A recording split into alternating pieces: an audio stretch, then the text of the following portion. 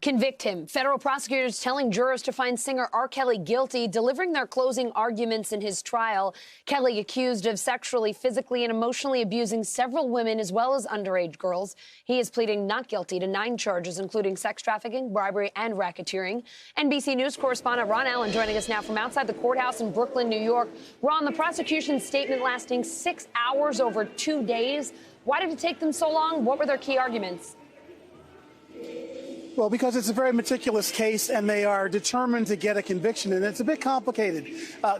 R. Kelly faces some 9 criminal counts in the indictment, but there are underlying crimes. The bottom line is that he's been charged with racketeering, which is sort of an umbrella crime, and then there are other crimes that the jurors have to decide about as well.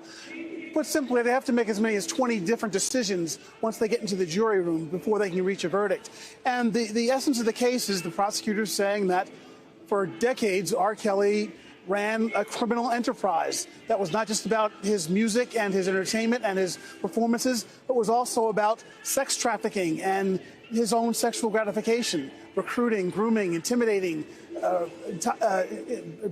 young underage girls, minors, and basically, in some cases, imprisoning them. That's their argument, basically. And there were 11 accusers who took the stand one by one who, in very emotional and graphic detail, explained how they felt that they were abused by this man who was once one of the biggest names in R&B music. Allison? Ron, Kelly's defense team starting its closing arguments this afternoon, if I understand correctly. How are they defending him one last time? Well, in short, they're basically saying that all the women who are accusing him are liars, groupies, stalkers. Those are their words that the defense attorney used in his closing arguments. He's basically saying that these are women who are out for money, women who are in relationships with R. Kelly that apparently didn't go to their liking, and now they're trying to cash in, and it's retribution. That's their argument. Now, whether the jury believes it or not, it's going to be hard to tell. As I said, they have a lot of decisions to make, but so many of the cases have the same sort of narrative to them for the most part. They're young, aspiring entertainers, singers, young women who reach out to Kelly, who get in contact with Kelly. He travels around the country with them, allegedly abuses them. There's a lot of abuse alleged in the indictments. And this goes on for many, many years. And that's essentially what this case is all about. Ron, after closing arguments wrap up, do we have any sense of the timeline here, when we could potentially have a verdict? I realize this is a jury case, and it's hard to predict how long that can go.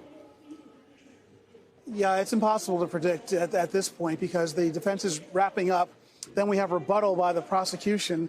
So the jury may get the case late today, more likely tomorrow morning early, after the judge instructs the jury. And then from there on, who knows, 7 men, 5 women.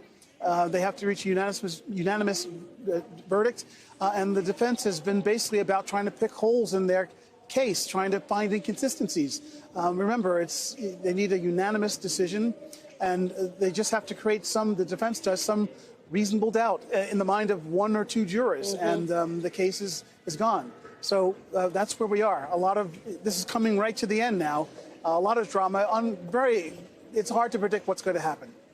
Allison? Yeah, it has been a dramatic case from beginning, and I imagine it will be till the very end. Ron, I know you'll stay on top of it. Thank you so much. Thanks for watching our YouTube channel. Follow today's top stories and breaking news by downloading the NBC News app.